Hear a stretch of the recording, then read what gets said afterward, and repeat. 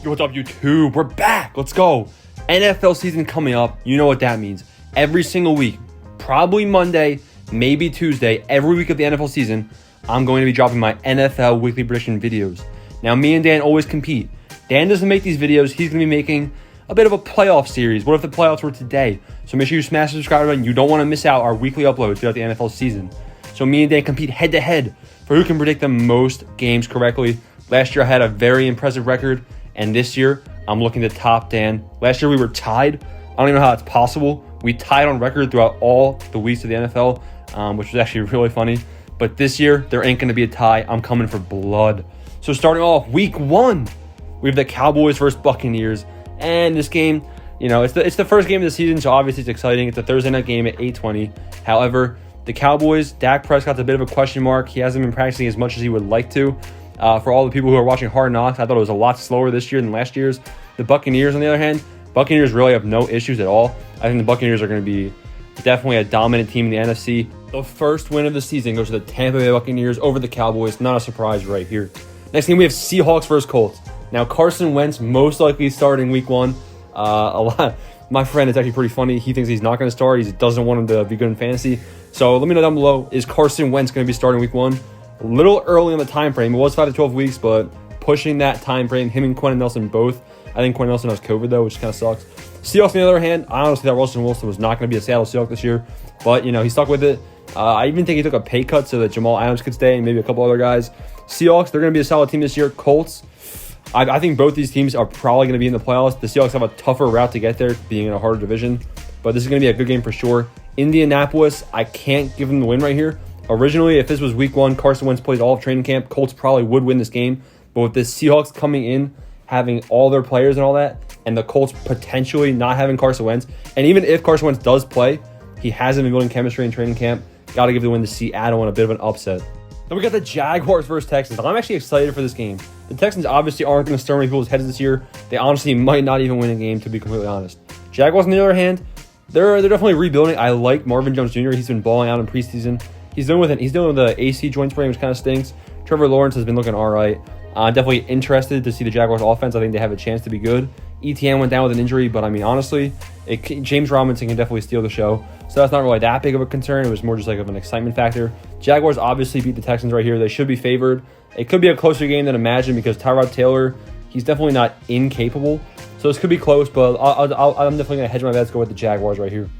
Next game, Eagles versus Falcons. I'm an Eagles fan. I'm picking the Eagles to win. Now, the Falcons, I always say they're going to be a decent team, like 8-8. Obviously, this year would be 8-9. But this year, I don't know, dude. Julio Jones, gone.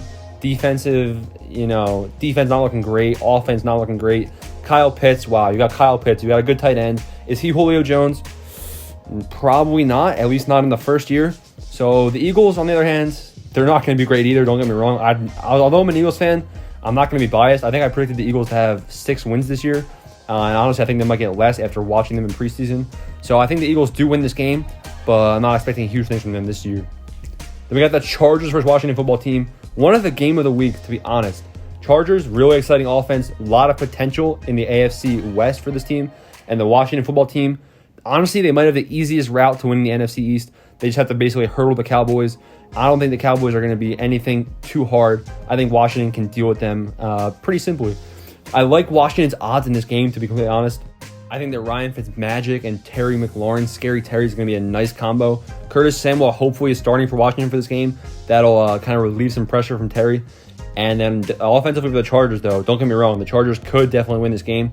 Honestly, they have a lot of firepower, a lot of high explosive plays from both offenses. It comes down to defense. Washington, really good defensive line, pretty solid secondary. I like Washington's odds at home. Give me Washington. And Steelers versus Bills. Oh, baby, another snooze fest. Steelers versus Bills is always a defensive battle. Really boring game to watch. This year, Najee Harris, that's going to be an interesting thing to watch in this game. I like Buffalo's odds right here, though.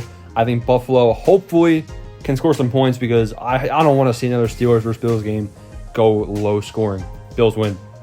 49ers versus Lions. The Lions, let's just be real. Until they go on a 6-game win streak, I'm not saying the Lions are winning a game this year. So don't expect me to ever pick the Lions. Don't bet on the Lions unless you're a clown. 49ers should win this one with ease. Honestly, they should just start Trey Lance. Even though Trey Lance isn't going to be their starter for a while, they should just start Trey Lance because it's the Lions. Come on, just give Jimmy Garoppolo a rest, honestly. They could start their second stringer and probably win. All right, Vikings versus Bengals. Now, the Vikings, they have a really good offense, obviously. Adam Thielen, Justin Jefferson, Dalvin Cook, solid, explosive. Offensive line's pretty bad, though, so not looking great there. Defensively, the Vikings had a really bad defense last year. Added Patrick Peterson, which is a strong addition.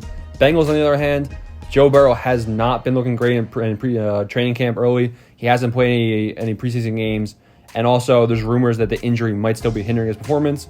And, also, like I said in my mock draft videos, when you have a guy like Penei Sewell on the board and Jamar Chase was the fun option, but this really makes sense for this offense where their franchise quarterback, got killed because of a horrible offensive line. What's stopping that from happening again? Give me the Vikings for sure. Jets versus Panthers. Now, Zach Wilson, baby. Zach Wilson, he's been looking solid in preseason. He's probably going to be a starter, to be honest. Corey Davis and Elijah Moore. Elijah Moore hasn't been playing in preseason, which kind of stinks. I'm excited to see what he can do. But Carolina, no doubt, has a pretty good offense. They have Robbie Anderson, DJ Moore, Christian McCaffrey. Defensively for the Panthers, they have a young defense that was starting to get things going towards the end of last year with Jeremy Chin. I definitely think the Panthers get the win here, but this one could be closer than expected. However, I'm high on Carolina this season. Carolina could even get the wild card. Cardinals versus Titans. All right, now the Titans, they're a bit of a COVID show for sure. I think Ryan Tannehill had COVID. I think the coach had COVID, so that's something to watch. Probably shouldn't be that big of a deal. Derrick Henry, he's been resting. He hasn't played a snap all of preseason. I don't know if he's going to play this week. This is made before week 3 of preseason. But yeah, Cardinals, another really good offense. Kyler Murray, though, looked terrible in the last preseason game. Doesn't really matter. DeAndre Hopkins wasn't playing. AJ Green, he's a bit of an artifact, but he'll be a strong addition to this offense for sure. Rondale Moore looked pretty good in preseason. Cardinals running back core, though, it's really bad. I mean, Chase Edmonds can catch the ball, but I mean, James Conner and Chase Edmonds, good luck running the ball. So I mean, it's gonna be a one-dimensional kind of. I like the Titans odds right here. I think they'll get the win in home. Browns versus Chiefs. This game, let's not hype up Baker Mayfield. Browns versus Chiefs, two offenses that can put up points, but Baker Mayfield versus Pat Mahomes. Definitely Pat Mahomes getting the win right here. Could be high scoring, definitely might be, but I think the Chiefs get it done. Chiefs win. Dolphins versus Patriots. Tua Tagovailoa versus probably Cam Newton. Now, Mac Jones might be playing for this game. I know Cam Newton trolled, and he decided there was like a misunderstanding with his COVID test, which basically made him miss practice for 5 days, which kind of stinks. Patriots should get the win right here. They had a lot of additions in free agency. I didn't think they were going to be good this year, but with all the additions they had, they could be solid. They have 2 tight ends. They were looking pretty good in preseason in terms of Jacoby Myers. I think Aguilar is probably going to be playing. I'm not sure what kind of injury he's dealing with, but he should be good to go. So they have a decent receiving core. They got rid of Sony Michel, but who cares? It's Damian Harris's role to lose now. Patriots could be good. Dolphins could be good, but I like the Patriots to win. Then we got Broncos versus Giants. Now, Teddy Bridgewater is the starter. Not surprising. Now, Teddy Bridgewater, is he really an upgrade over Drew Lock? Maybe, maybe not. Probably not. Maybe in his prime. But Drew Lock, we all know my thoughts on Drew Lock. Drew Lock's the most mediocre quarterback I've ever seen. But then you go to Daniel Jones. Daniel Jones is literally Drew Lock 2.0. Both quarterbacks in this game probably aren't going to be great. Saquon, hopefully he's playing week 1. Hopefully he's back to his true form.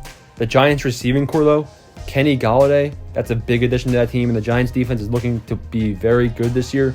I think the Giants could shock a lot of people in the NFC East with a stronger defense than last year.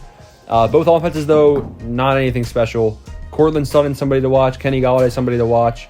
Golladay has, I don't think he's practiced since like week 2 of last year when he got injured. So that's a little weird, but give me the New York Giants right here to win. Packers versus Saints. Aaron Rodgers is playing. Even though Jameis Winston could have a good season this year, presumably the starting quarterback, definitely give me the Packers right here. They're a strong offense. They have things figured out, whereas the Saints, Jameis Winston's new to town, and they're going to be taking a little bit of time to develop. Then we got Bears versus Rams. This could be a good game. Actually, it will be a good game. Matthew Stafford, first game with the Rams. That's going to be something to watch. I think Stafford's going to be really good. Cooper Kupp and Robert Woods, they're going to have good years because of Stafford. The running backs for the Rams, though, let's be real. Sony Michel wasn't good in New England. He probably won't be good in Los Angeles either. The Bears, on the other hand, Andy Dalton's the starting quarterback. It's pretty funny to say. Andy Dalton, he's imagine if Drew Lock started in Denver for like 15 years. That's what Andy Dalton is. He's basically Drew Lock, but older. So the Bears, I don't expect anything big from this team until Justin Fields comes in and the chemistry will change. If David Montgomery can take over some games, they'll definitely win. But against the Rams and Aaron Donald, probably not. Give me Los Angeles. Then the final game of the week, Ravens versus Raiders. Let's go with the Ravens right here. The Raiders, they could definitely win this one. I think they're going to be a good team in terms of offense.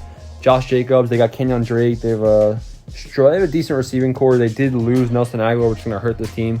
Derek Carr, he had a solid season last year, but he's not really amazing yet. He has to take another step forward this year. Lamar Jackson, on the other hand, not as many receivers as you like to see. Rashad Bateman, I think he's probably going to be injured for this game. But it's Lamar Jackson versus Derek Carr. I'm definitely going to go with the Ravens just to be safe. This one, you might want to stay away from this game. So it could go either way. Make sure you smash the subscribe button. Thanks for watching, and drop a like.